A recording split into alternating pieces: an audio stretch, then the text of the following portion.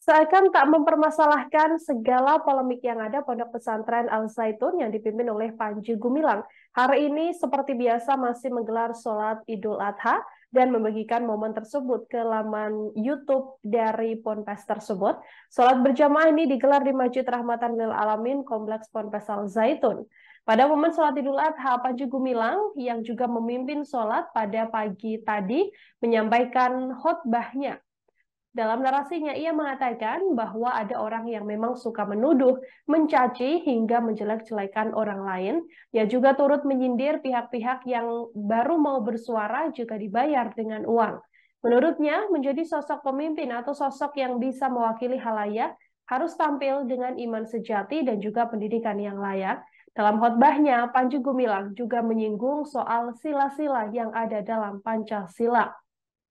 Dijelaskan Panji Gumilang, penting adanya kurikulum yang dibuat Ponpes Al Zaitun untuk menjaga agar santrinya tetap waras. Panji Gumilang juga mengatakan, kurikulum tak boleh hanya soal satu agama saja, namun juga harus berdasarkan aturan yang ada di agama-agama lainnya. Dalam khotbah tersebut, Panji Gumilang tidak mengatakan atau mengungkap identitas dari orang-orang yang juga disindirnya, namun ia selalu menyebut ada pemimpin atau orang yang masih menjadi wakil namun sudah seakan-akan menjadi seorang pemimpin dan menuduh hingga mencaci dirinya. Berikut saudara akan kami tampilkan kutipan khotbah yang disampaikan oleh Panji Gumilang pada momen Idul Adha pagi tadi. Yang asasi adalah Taurat. Dan itu diimani semuanya menurut Al-Quran.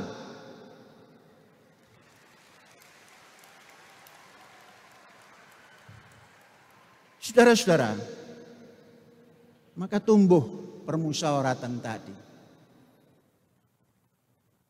Maka orang yang sudah seperti ini, yang memiliki hikmat kebijaksanaan, tidak akan mencaci, tidak akan menuduh, tidak akan menjelekkan apa yang dipegang oleh para penganut agama.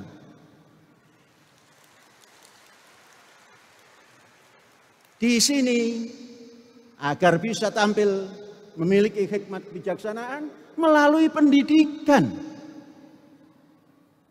Hikmat kebijaksanaan itu bukan tampil dengan dibayar uang baru menjadi wakil, tampil dengan iman yang sejati, dengan fikir yang bebas, dengan ilmu yang mumpuni. Itulah hikmat kebijaksanaan, didapat dari pendidikan yang jelas. Maka pendidikan yang dikeluarkan oleh pendidikan nasional maupun pendidikan keagamaan membuat kurikulum untuk menghantar anak didik ini supaya menjadi bangsa yang waras, bangsa yang cerdas, bangsa yang mampu hidup bersama.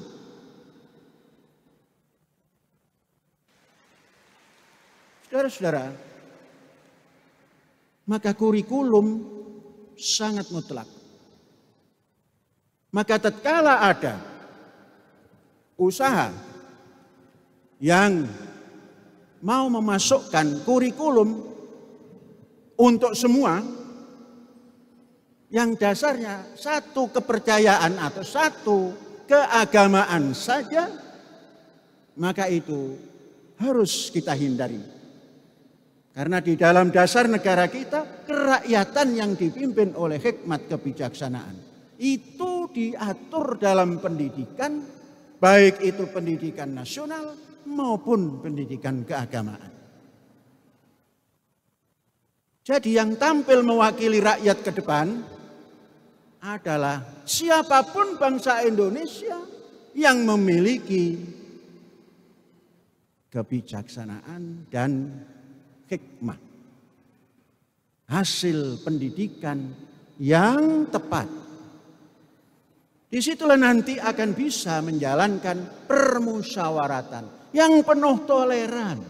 Musyawarah itu wujud daripada toleran.